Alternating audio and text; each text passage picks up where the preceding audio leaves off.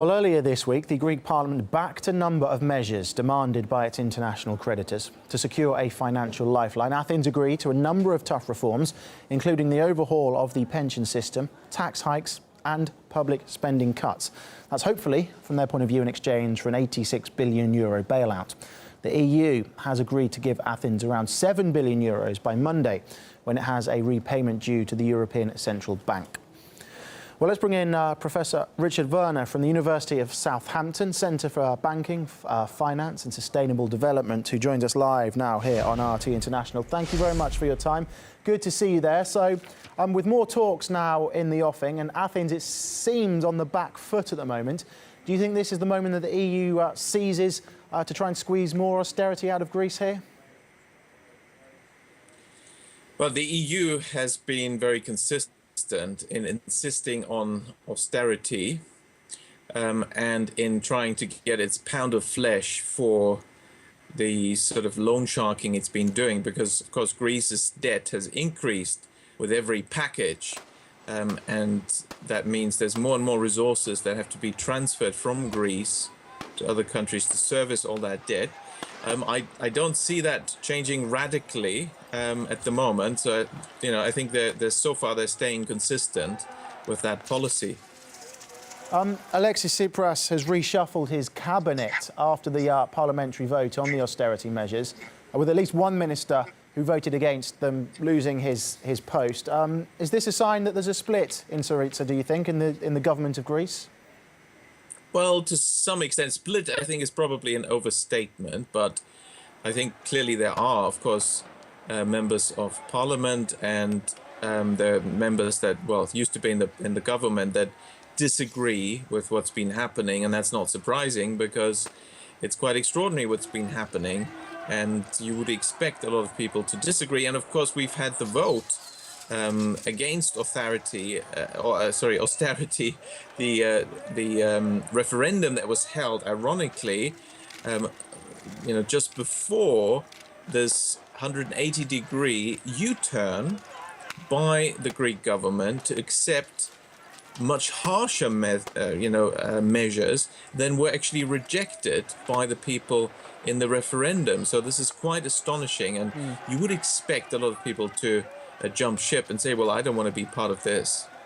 Well, even Alexis Tsipras himself says he doesn't believe in the deal. We've seen protests on the streets of Athens. Do you think that they could escalate over coming days? Well, in the last 6 years, there have been a lot of protests out on the streets, and partly it has been very wild. So that is always a possibility. If anything, I would say it's surprising that the protests so far have been somewhat, limited, given that, this is really, the most dramatic deal where austerity is going to be enhanced further. And so you'd expect a lot of people to be upset. Is Greece an isolated case here, or could other countries in the Eurozone go a similar way? Unfortunately, it's not an isolated case.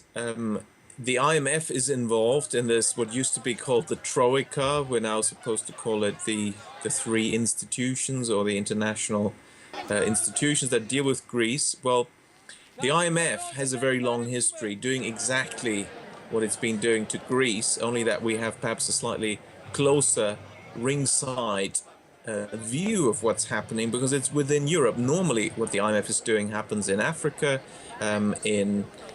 somewhere in Asia or in Latin America, and is not really well reported by the media when it happens, at least not in the media and industrialized countries. So, but it's been very consistent. It's a policy of so-called structural reforms, which effectively are about deregulating, liberalizing and privatizing that economy in order to crack it open for Western capital, so that the indigenous industries are being taken over, the available raw materials and mineral resources and whatever they may have, land, is being bought by foreign investors and so on. So complete takeover of the country.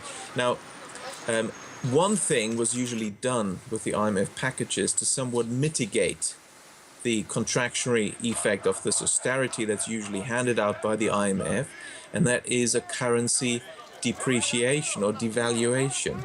And this is the one thing that, of course, is not happening with Greece because they're in the currency union. So actually, that bit is going beyond the already fairly drastic measures by the IMF in other countries. Okay, Professor Richard Werner from the University of Southampton, thank you very much for your time. Thank you for joining us. Thank you very much.